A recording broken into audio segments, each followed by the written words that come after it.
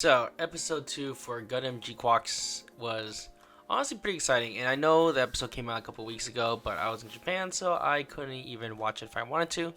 But a lot of cool Easter eggs, and as well as just honestly pretty cool stuff. Like, just the episode was interesting. So, if you watch the 0079 series, well, you're in luck because this does a lot of nice little callbacks, but it's about how Char stole the Gundam.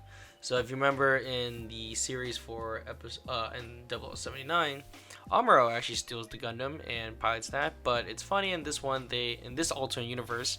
Well, first of all, Jean's not there, which is kind of funny, because I know in the alternate universe, oh sorry, in the original, Jean is actually in that one. He's kind of like a careless kind of person, just goes in there and dies. But in this one, it's funny because I think it's Char and Denim, and then Denver's like, oh well, we're lucky that Gene's not here. We just ran in there, and it's kind of funny how that worked. And his, Zaku's in repairs, so it's just Char and Denim. So they both survive, which is hilarious enough.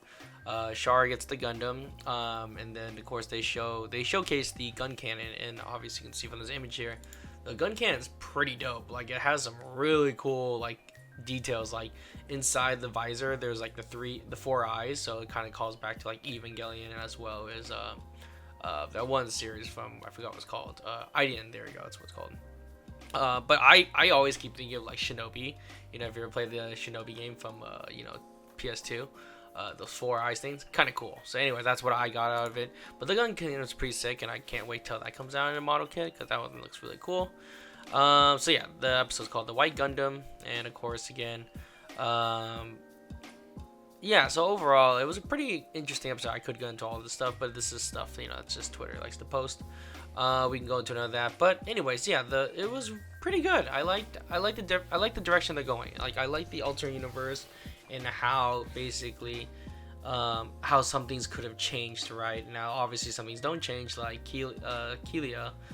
Cecilia hating her brother. That always was still a thing. But this time around, the war ends pretty quickly after, it doesn't, I don't think Char's counterattack happens because obviously Char disappears after, the war here. So I think it ends around 0080 if I'm not correct. So 0080 is during, so it kind of makes me curious because now if if it ended around 0080, which also means that Bernie might not have been a Xeon soldier, and maybe he would have been happy with Chris in the end, which I think would be kind of cool if they actually show that, like if they show each part of the UC series, like each character kind of like what would have happened if this would have happened instead.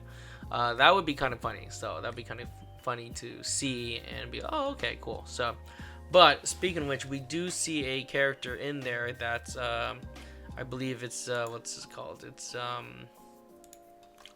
the fiance of, I forgot her name, but here I'll just type it in, make life easier. Cameron Bloom. So he's actually in the series. If you guys don't remember, it's this guy, the guy from who was what's his name? Mirai's ex-fiance. So he kind of had a few roles, surprisingly enough. Not only in the Gundam series of the Mobile Suit 0079, but also in Char's counterattack.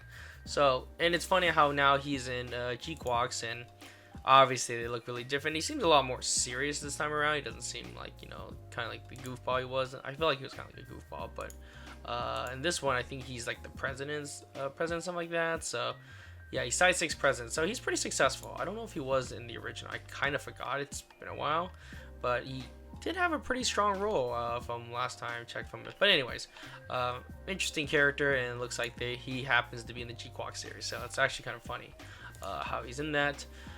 So basically, he just goes off that, basically in the past and stuff like that. I know he kind of comes in. I kind of probably support episode 3, so I guess I'll talk about episode 3 since we're here, since we're in this one.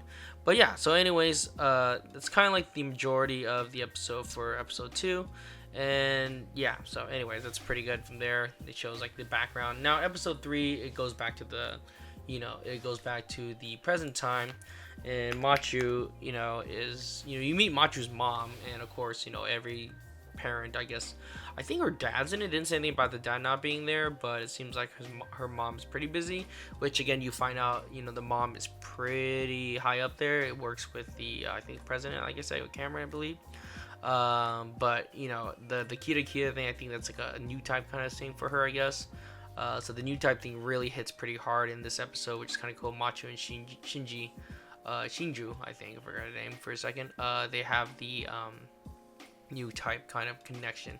So they ended up like going into like this I guess I forgot they call it, like kind of competitions. So they fight against two like Xeon soldiers. So anyways, they have their fight thing going on. So it's kind of cool. They have their battle, mock battle, I guess we were gonna call it.